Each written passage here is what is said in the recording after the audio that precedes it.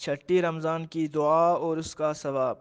اگر کوئی رمضان کی چھٹی تاریخ کو روزہ رکھ کر اس دعا کو پڑھے تو اللہ تعالیٰ جنت النعیم میں اس شخص کو 1000 عطا فرمائے گا۔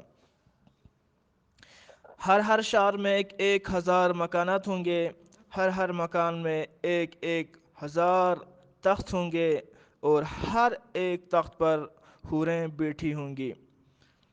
دعا یہ ہے: بسم اللہ الرحمن الرحیم، اللہم لا تأخذنی لتعرض معصیتک ولا تضربنی بسیئات نقمک وأخبرنی من موجبات سخطک یا منتہا ہمت الراغبین برحمتک یا ارحم الراحمین۔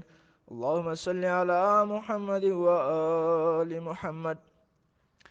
پروردگار، تیری درگاہ میں مجھ سے گناہ سرزد ہونے پر میرا مواخذہ نہ فرما، اور تیری ناراضگی کے سبب بننے والے گناہوں پر مجھے سزا نہ دے۔